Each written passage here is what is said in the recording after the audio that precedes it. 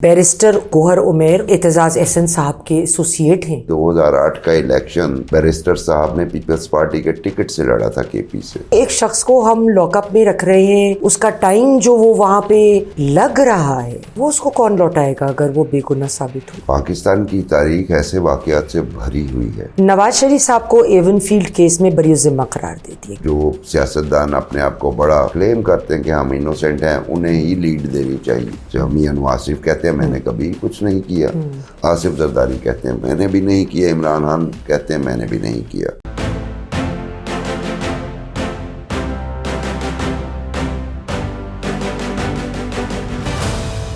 अस्सलाम वालेकुम ख़वातीन और हज़रात, मैं हूँ यास्मीन आफ्ताब अली, प्रोग्राम यास्मीन की बैठक के साथ। और आज जो हमारे साथ मेहमान मौजूद हैं उनको हम अगले प्रोग्राम में भी, हमारी नशिस्त कंटिन्यू होगी अगले प्रोग्राम पे, तो हम पहले प्रोग्राम में उनके साथ कुछ जनरल सियासी माहौल पे गुफ्तगू करेंगे।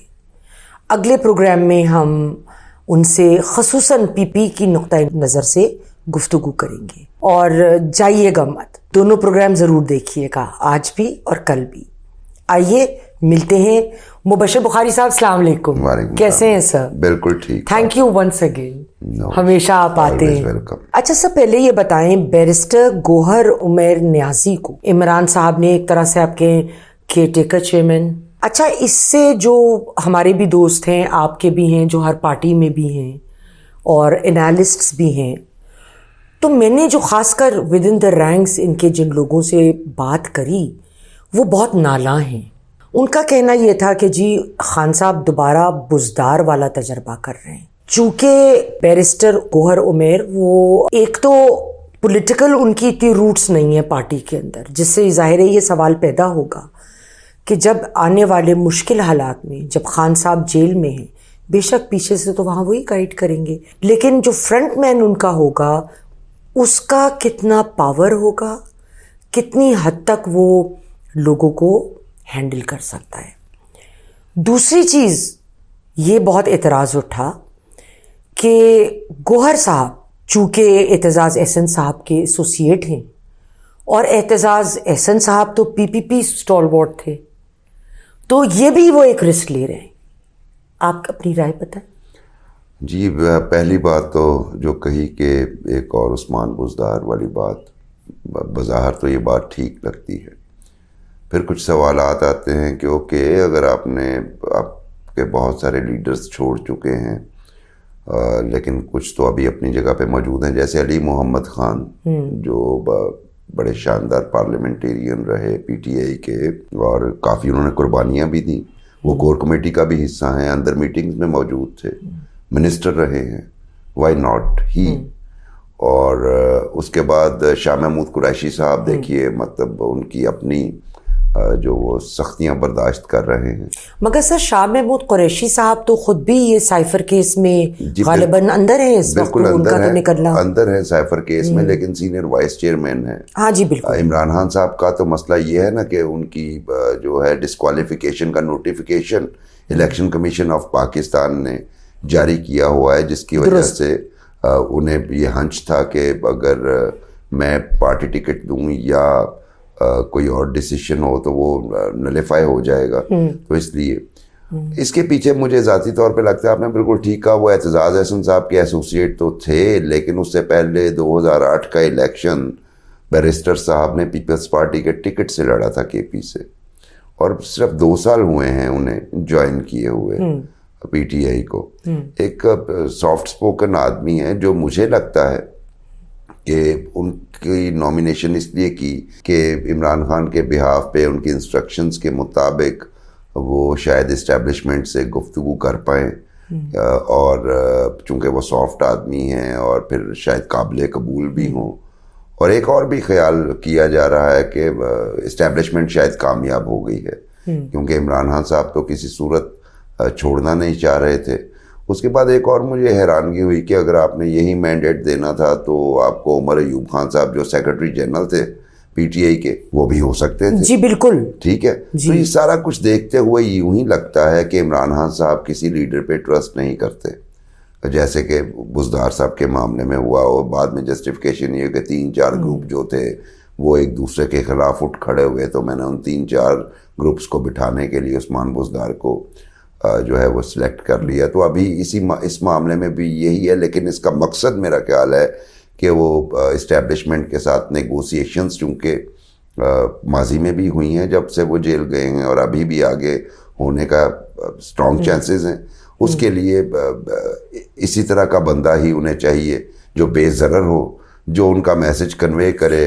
قطع کلامی معاف سر، جو میرا ایک سوال ہے وہ یہ ہے کہ چونکہ ان کی رینکس میں ان کی اپوائنٹمنٹ کو لے کے جو ابھی تک وائبز آ رہی ہیں، پیپل آر ناٹ ہیپی، ان کا ایکویشن کیسے بنے گا بیرسٹر گوہر کے ساتھ، جو بھی وہ چاہتے ہیں کہ بھئی، کیونکہ الیکشن اگر لڑنے ہیں آپ نے، الیکشن آپ مجھ سے بہتر سمجھتے ہیں، ایک سائنس ہے بطور خود، اس دن کی بھی لوگوں کو گیلونائز کرنا اور تمام معاملات، کیا وہ کر پائیں گے اگر ان کو ود ان رینک سپورٹ نہیں آئے گی؟ ایک جو آپ فرما رہی ہیں، ایک تو اس میں سے نقطہ یہ بھی اٹھتا ہے کہ کیا عمران خان صاحب مطلب چونکہ پارٹی عہدیدار وہ فارمر چیئرمین ہو جائیں گے ان کے ایکٹنگ ہونے کے بعد، جیلڈ فارمر چیئرمین ان کے نام کے ساتھ ہم لکھیں گے، تو کیا وہ مائنس ہو گئے؟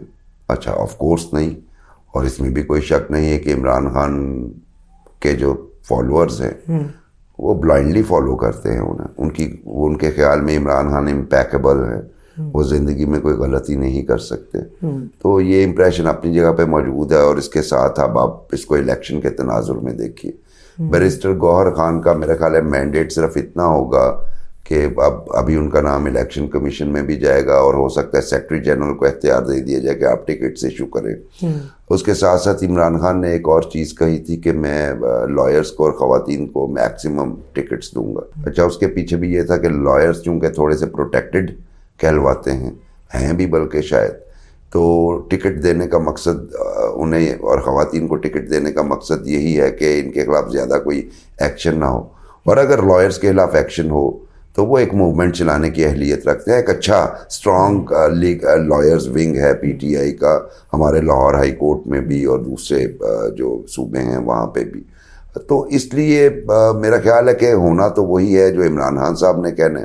ان کو صرف انہوں نے قاصد کے طور پہ رکھا ہے، اور پھر ساتھ میں عمران خان شعر بھی بھیجیں گے لکھ کے، قاصد پیام شوق کو دینا بہت نہ کہنا فقط یہ ان سے کہ آنکھیں ترس گئی. تو میرا خیال ہے کہ بہت خوب، بڑا برمحل آپ نے بات کری، اس سے زیادہ ان کا کوئی رول نہیں ہوگا. صحیح. اچھا، پی ٹی آئی کو لے کر ایک اور سوال ہے خان صاحب کی ذات کے حوالے سے، کہ سائفر کیس میں آپ کو پتہ ہے کہ جو ججمنٹ آئی کہ ایک لیول تک جب 4 گواہوں کے بیانات بھی ریکارڈ ہو گئے اور 5ویں کا ہو رہا تھا، تو اسلام آباد ہائی کورٹ نے کہا کہ جو آپ یہ کیس کر رہے ہیں یہ صحیح نہیں ہے، ایرونس ہے. تو پہلے کی پروسیڈنگز تو نلیفائی ہو گئی، اب نئے سرے سے پھر شروع ہو جائے گا معاملہ. فرض کریں، دیکھیں فیصلہ تو نہیں ہوا ہے نا، فیصلہ تو جو شواہد سامنے آئیں گے اس کی بنیاد پر ہوگا کہ کون قصوروار ہے کون نہیں ہے. بہت ساری چیزیں تو سامنے ہیں، لیکن پھر بعض اوقات جب انکوائری ہوتی ہے تو پس پردہ بہت سارا کچھ اور بھی نکل آتا ہے. تو اس صورت میں ایک شخص کو ہم لاک اپ میں رکھ رہے ہیں، اس کا ٹائم جو وہ وہاں پہ لگ رہا ہے، وہ اس کو کون لوٹائے گا اگر وہ بے گناہ ثابت ہوا؟ پاکستان کی تاریخ ایسے واقعات سے بھری ہوئی ہے، اور یہ بات ٹھیک ہے کہ عمران خان صاحب اگر اس میں بے گناہ ہیں تو واقعی میں سائفر کیس میں، لیکن خان صاحب کا معاملہ جو ہے وہ بھی چونکہ آپ کو پتہ ہے کتنے کیسز رجسٹرڈ ہیں، صرف ایک سائفر کیس میں ہی وہ جیل میں نہیں ہے بلکہ دوسرے کیسز میں بھی. لیکن سوال وہی پیدا ہوتا ہے کہ اگر ان کی کوئی بھی کنوکشن نہیں ہوتی تو ان کا یہ وقت کون لٹائے گا. تو یہ ایک ہمیشہ پاکستان کی سیاسی تاریخ میں ایک بہت بڑا سوال رہا ہے. مثلاً 11 سال کے قریب آصف زرداری نے 23 کیسز میں جیل کاٹی، کسی ایک سنگل میں کنوکشن نہیں، کسی میں بھی کنوکشن نہیں. وہ 11 سال انہوں نے بلاول کو جوان ہوتے نہیں دیکھا، آصفہ بختاور کو انہوں نے اس طریقے سے نہیں دیکھا کہ وہ کیسے رہ رہی ہیں، کیسے ایجوکیشن کر رہی ہیں، ان کی اٹکینیاں. عمران خان صاحب کے خیر یہ ایشوز نہیں ہیں کڈس کے معاملے میں. تو سوال ہمیشہ یہ رہے گا کہ اگر کوئی سیاستدان کسی کے خلاف کوئی وہ بے گناہ ثابت ہوتا ہے. ابھی جیسے اگلا سوال بھی آپ نے ابھی کرنا ہے میاں نواز شریف کے حوالے سے, انہوں نے بھی جیل میں کچھ وقت گزارا ہے اور اب وہ بے گناہ ثابت ہو رہے ہیں. تو مسئلہ یہ ہے کہ وہ ان کے وہ دن کون لوٹائے گا. دو ہی چیزیں ہیں, یا وہ بے گناہ ہیں یا وہ نہیں ہے, یا انہیں کنسیشنز دی جا رہی ہیں. صحیح.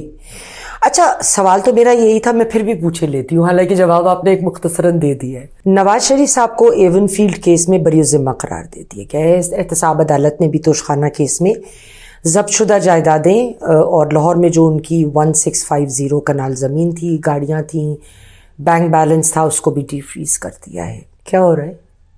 جی دیکھیے, آپ نے بھی وہ کیس دیکھا جو العزیزیہ والا بھی اور ایون فیلڈ والا بھی اور وہ فیمس اقامہ والا بھی.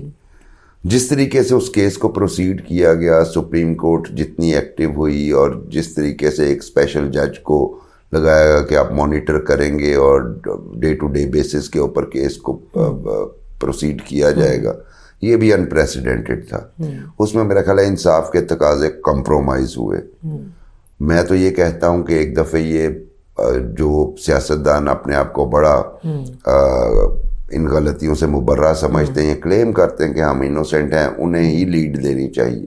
جو میاں نواز شریف کہتے ہیں میں نے کبھی کچھ نہیں کیا, آصف زرداری کہتے ہیں میں نے بھی نہیں کیا, عمران خان کہتے ہیں میں نے بھی نہیں کیا, اور باقی لائک وائز ان کے جو آگے وہ صرف سر ہم آپ جیسے چھوٹے آدمی کہتے رہے نہیں کیا تو پھر ان کی نہیں سنی جی. لیکن مسئلہ یہ ہے کہ ہماری پروسیڈنگز چلتی بھی ہیں, بلینز آف روپیز اس پہ خرچ بھی ہوتے ہیں, نیشنل ایکسچیکر سے ٹیکس پیئرز کی منی بھی جاتی ہے, اور پھر آخر کار وہ بے گناہ ہو جاتے ہیں, ان کی چیزیں بھی واپس ہو جاتی ہیں. میاں نواز شریف کے کیس میں فالٹی ٹرائل تھا اس کا, مطلب میری ذاتی رائے ہے, میری ذاتی رائے سے اختلاف بھی لوگ کر سکتے ہیں, لیکن جس طریقے سے کیا گیا وہ ہم نے کبھی دیکھا نہیں تھا ماضی میں. اور پھر اس کے بعد جو ویڈیوز یا آڈیوز آئیں جس سے اندازہ وہی بے نظیر بھٹو اور آصف زرداری صاحب کے حوالے سے سیف الرحمان کی آڈیو آ گئی, شہباز شریف اتنی ان کی سزا چاہتے ہیں. تو یہ تو ہماری تاریخ کا حصہ ہیں یہ چیزیں. صحیح. تو اب تو میرا خیال ہے کہ ان پولیٹیشنز کو لیڈ لینی چاہیے, اور انہیں یہ چاہیے کہ یہ دوبارہ اپنے آپ کو ٹرائل کے لیے پیش کریں کہ جناب ٹرائل کو میرٹ پہ کیجئے, کسٹڈی میں لینا ضروری نہیں. اور اس میں تو ابھی نیب امینڈمنٹ جو کر گئی پی ڈی ایم کی حکومت, دنیا بھر کے قوانین یہ ہوتے ہیں کہ بارِ ثبوت مدعی کی گردن پہ ہوتا ہے. اس سے پہلے والے نیب قانون میں تو بارِ ثبوت جو ہے وہ بیچارے ایکیوز کی گردن پہ ڈال دیا جاتا تھا, جو وہ ثابت ہی کرنے میں یہ لگا رہتا ہے جی میرا کوئی قصور نہیں, میرا کوئی قصور نہیں. تو ہمارے میرا خیال ہے لیگل ریفارمز کی ضرورت ہے.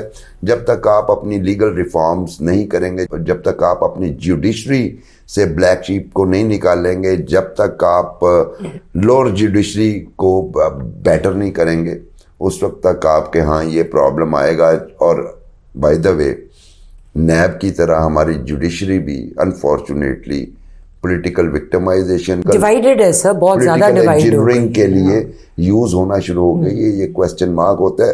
ویسے بائی دا وے نئے چیف جسٹس آف پاکستان قاضی فائز عیسیٰ صاحب سے کافی ہائی ہوپس ہیں, نہ صرف مجھے بلکہ قوم کو بھی, اور ابھی تک تو ان کا ٹریک ریکرڈ بڑا شاندار جا رہا ہے. لیکن ان کی مدت افسوس کی بات ہے کہ 1 سال 1 ماہ ہے, اس کے بعد کیا ہوگا یو ڈونٹ نو, اللہ بہتر جانتا ہے. بہت بہت شکریہ مبشر صاحب. ابھی ہم انشاءاللہ اگلے پروگرام میں بھی آپ کو تکلیف دیں گے, اور خصوصاً پی پی پی کے حوالے سے گفتگو ہوگی. پروگرام پسند آیا ہو تو لائک کریں, شیئر کریں, کمنٹ باکس میں کمنٹ ڈالنا نہ بھولیں, چینل کو ضرور سبسکرائب کریں. اللہ حافظ.